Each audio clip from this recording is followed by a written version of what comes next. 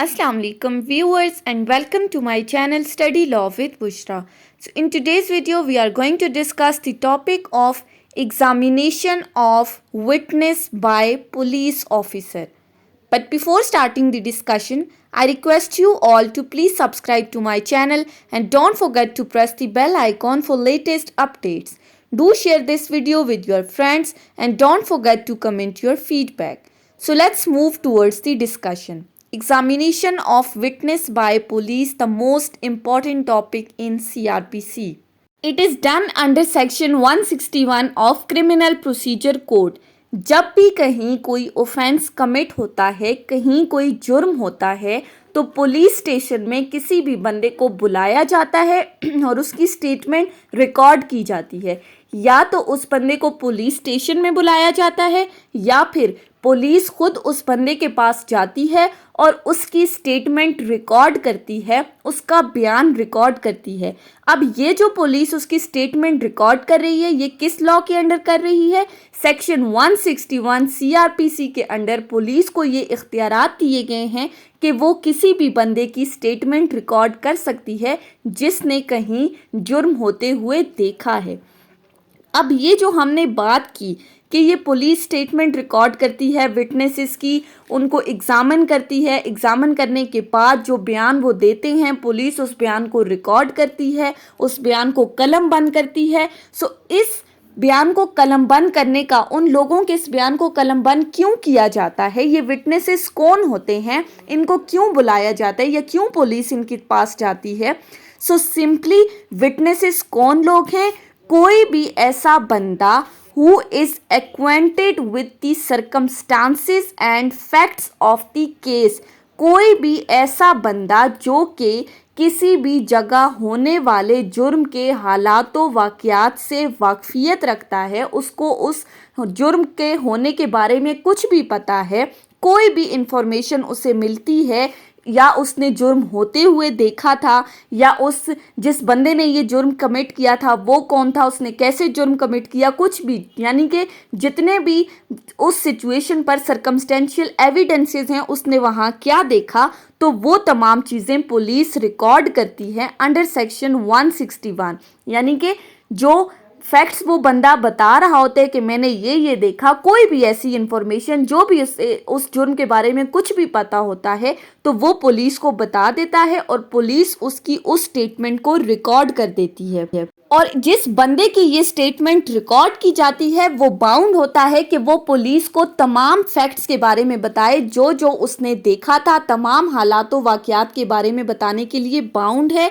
लेकिन यहाँ पर हमें एक एक्सेप्शन दी गई है सेक्शन 161 के अंडर, और ये एक्सेप्शन क्या है कि वो बंदा बाउंड है कि वो तमाम क्वेश्चंस के आंसर करेगा जो केस से रेलेवेंट होंगे, लेकिन वो उन क्वेश्चंस के आंसर नहीं करेगा, उन सवालात के जवाबात नहीं देगा जो कि उसको उस जुर्म में शामिल कर रहे हैं। यानी means to say which tend to expose him to a criminal charge, जो कि उसके against as an evidence use किए जा सकते हैं, तो वो ऐसे किसी भी सवाल का जवाब देने के लिए बाउंड नहीं है।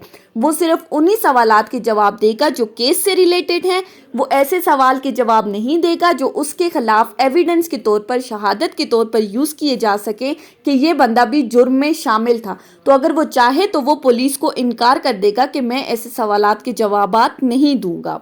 और जब भी पुलिस उस बंदे की, उस विटनेस की स्टेटमेंट रिकॉर्ड कर देती है, उसके बाद वो उस तमाम स्टेटमेंट को इन राइटिंग कर देती है, यानी उसको अपने पास लिख देती है।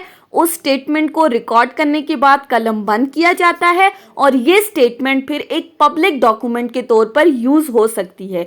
यानी कि ये जो स्टेटमेंट रिकॉर्ड हुई है इसकी कॉपीज़ एक्यूज्ड को प्रोवाइड की जाती हैं ताकि अक्यूज्ड को, यानी कि जो मुल्जिम है जिस पर इल्ज़ामात लगे हैं, एलिगेशंस लगी हैं, उसको पता चले कि उसके खिलाफ जुर्म में क्या क्या चीज़ें एक्सप्लेन की गई हैं ताकि फिर वो उनसे रिलेटेड अपना एविडेंस ले आए। लेकिन अब ये जो सेक्शन 161 के अंडर स्टेटमेंट रिकॉर्ड होती है, इसकी कोई एविडेंशरी वैल्यू नहीं होती, यानी कि इसको एज एन एविडेंस यूज नहीं किया जा सकता। जब कभी भी ट्रायल कोर्ट में चलता है तो उसके बाद मैजिस्ट्रेट के सामने विटनेसेस को एग्जामिन किया जाता है और वो वहाँ ओथ पर अपना एविडेंस रिकॉर्ड कराते हैं। तो जब ट्रायल कोर्ट में विटनेसेस अपना एविडेंस ओथ पर रिकॉर्ड कर रहे हैं तो फिर ये 161 की स्टेटमेंट लेने का क्या मकसद है? 161 की स्टेटमेंट क्यों ली जाती है? 161 का बयान क्यों रिकॉर्ड किया जाता है? सो बेसिकली इस 161 की स्टेटमेंट को रिकॉर्ड करने का पहला मकसद क्या है कि accused get to know about the evidences which are given against him, यानी कि जो स्टेटमेंट रिकॉर्ड हुई है एक्यूज को ये पता चल जाना चाहिए कि उसको कोई हो जाए, नो हाउ हो कि भाई मेरे खिलाफ क्या क्या चीज़ें एज एन एविडेंस लाई गई हैं, ताकि फिर वो उनसे रिलेटेड अपना डिफेंस तैयार कर सके, अपने डिफेंस में एविडेंसेस कलेक्ट कर सके। सो इसलिए ये एक्यूज का राइट है कि उसको 161 की स्टेटमेंट रिकॉर्ड करने के बाद उसकी कॉपीज प्रोवाइड की जाती हैं। ये तो पहला ऑब्जेक्ट आ गया इसका।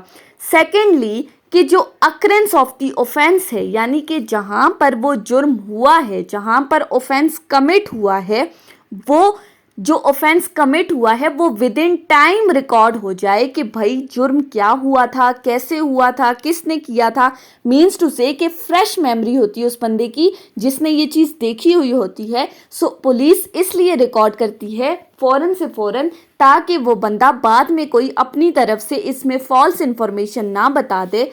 बाद में अगर कुछ टाइम गुजर जाता है उसके बाद उस बंदे से पूछा जाए कि भाई वहाँ क्या हुआ था, तो वो मन घड़त कहानियाँ ना बताए, अपने से प्लानिंग करके झूठी इन्फॉर्मेशन पुलिस को ना दे, बल्कि जो उसने देखा है वो तमाम हकाइक सच्चे पुलिस को रिकॉर्ड करवा दे। अब ये जो सेक्शन 161 के अंडर स्टेटमेंट रिकॉर्ड हुई हैं, इनको यूज़ किया जाता है एज अ कॉन्ट्रडिक्शन। कैसे कॉन्ट्रडिक्शन के तौर पे यूज़ होता है कि आपने एफआईआर दर्ज कराई, एफआईआर में कुछ और बातें हैं, 161 में कुछ और बातें हैं, फिर आप मैजिस्ट्रेट के सामने जाते हो वहाँ कुछ और बात हो रही है। तो जब इन दोनों को कंपेयर किया जाता है तो इसमें कॉन्ट्रडिक्शन आ जाती है। अब ये बात याद रखें कि जब भी 161 की स्टेटमेंट रिकॉर्ड होती है उस स्टेटमेंट के नीचे वो विटनेसेस साइन नहीं करता, उस स्टेटमेंट पे साइन करने के लिए वो बाउंड नहीं है। क्यों बाउंड नहीं है? अब अगर उसने एफआईआर में कुछ और बात की है और 161 में कोई और बात की है और बाद में जब वो मैजिस्ट्रेट के सामने आया तो उसने कुछ और बात की, तो जब उससे कहा जाता है कि भाई आपने 161 में तो ये बात की गई है, तो वो ये कहता है कि मैंने तो ऐसा कुछ नहीं कहा, हो सकता है पुलिस ने ये अपने से कह दिया है। तो मतलब क्या हुआ कि वो ऐसा कह सकता है, क्यों? क्योंकि उसने उस डॉक्यूमेंट के ऊपर साइन नहीं किया होता, लेकिन एफआईआर के ऊपर उस बंदे का सिग्नेचर लिया जाता है जो एफआईआर रिकॉर्ड करता है। अब इन केस अगर किसी वुमेन की स्टेटमेंट रिकॉर्ड करनी है 161 की, जिसने कोई ऐसा ऑफेंस कमिट किया सेक्शन 354A, 376 या 366B के अंदर, तो उसका जो बयान है वो lady constable female police officer की मौजूदगी में रिकॉर्ड किया जाएगा, या फिर उसके किसी फीमेल फैमिली मेंबर की प्रेजेंस में, या कोई भी बंदा जो उसकी अपनी चॉइस का है उसकी मौजूदगी में उसका बयान पुलिस रिकॉर्ड करेगी। और ये जो बयान 161 के अंडर रिकॉर्ड किया जाता है ये हमेशा फेस टू फेस रिकॉर्ड होता है, यानी ऑडियो वीडियो पर ये बयान रिकॉर्ड नहीं होता। हमेशा उस बंदे को सामने बिठाकर उससे क्वेश्चंस किए जाते हैं और फिर वो आंसर देता है। सो ये थी हमारी आज की discussion, examination of the witnesses by police, section 161 CRPC। I hope कि आपको ये टॉपिक समझ में आया होगा। अगर आपने वीडियो को अटेंटिवली सुना है तो अगर आपको ये वीडियो अच्छी लगी है तो इस वीडियो को लाइक करें, कमेंट करें, चैनल को सब्सक्राइब करना ना भूलें और ज़्यादा से ज़्यादा अपने फ्रेंड्स के साथ शेयर करें। Thank you. अल्लाह हाफिज़।